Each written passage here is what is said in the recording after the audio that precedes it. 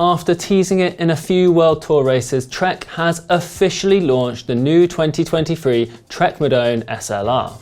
Developed with help from World Tour pros such as Mads Pedersen and Ellen van Dijk, Trek says this 7th generation Madone is 300 grams lighter and 60 seconds faster per hour than the previous version. But before we give you all the juicy details, don't forget to give this video a thumbs up and subscribe to our channel if you want to see more videos like this in the future.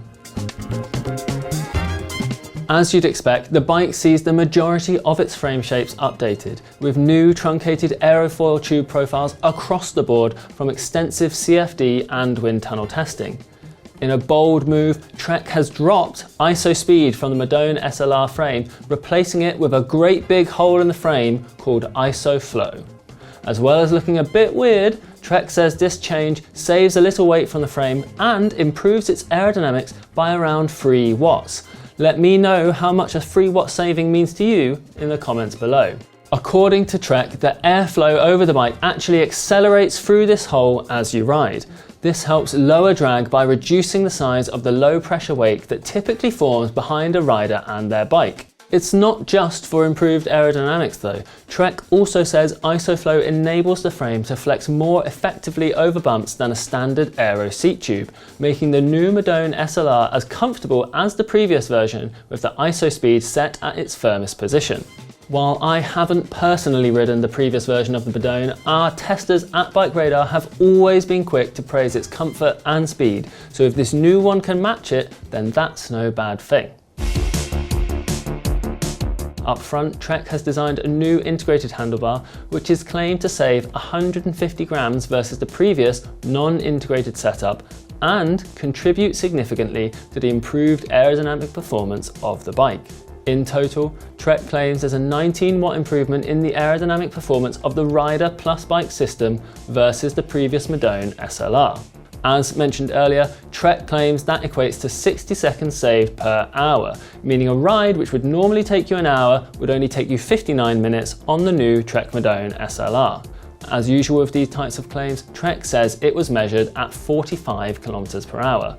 Now, obviously that's a pretty difficult speed for most amateurs to maintain for an hour on a road bike.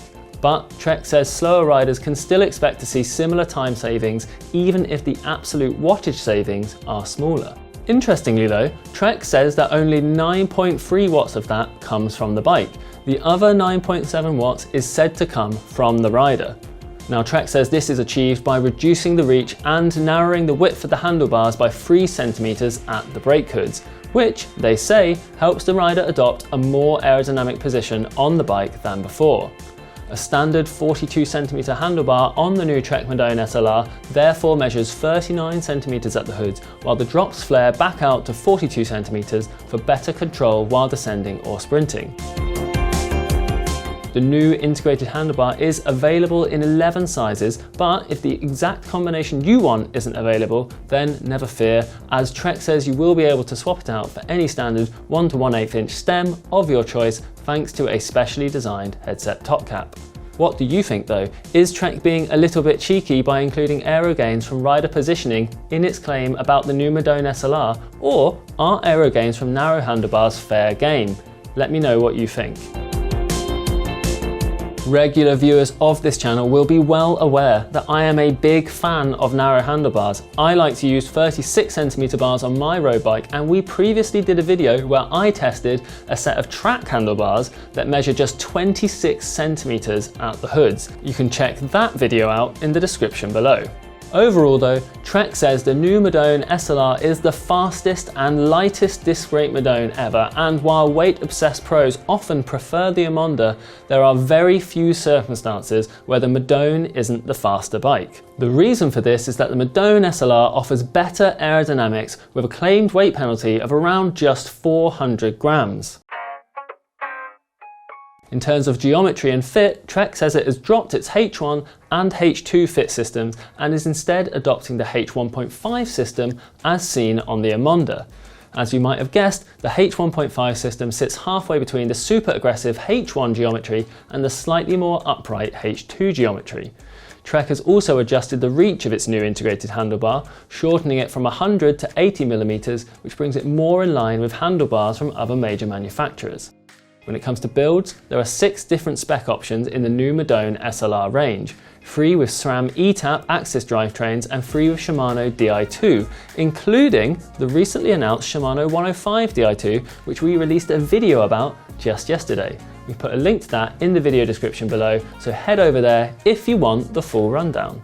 Now that does mean there are no builds available with mechanical gears, and unfortunately, for fans of mechanical shifting, the new Madone SLR frame is only compatible with electronic drivetrains. Prices for the new Trek Madone SLR start at £6,850 or $7,999.99 for the Madone SLR 6 and rise to a whopping £13,800 or $13,199.99 for the Madone SLR 9 ETAP. Trek says that the most expensive build with a SRAM Red ETAP Axis group set and Bontrager ALS RSL 51 carbon wheels weighs 7.36 kilos for a size 56cm bike.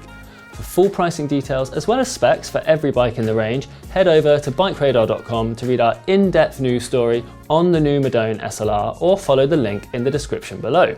Pricing and weight aside, Trek is sticking with a T47 threaded bottom bracket, having abandoned its press-fit BB90 system a few years ago. And the new Madone SLR officially has clearance for up to 700 x 28C tyres, though Trek did say there's a bit more room if you want to push things slightly. And if you're wondering where a Di2 battery is stored on the Madone SLR, there's now a port under the bottom bracket for storing it in the seat tube. Trek says that the BB will need to be removed to access this, but it places the weight of the battery lower down on the bike to help lower the bike's centre of gravity.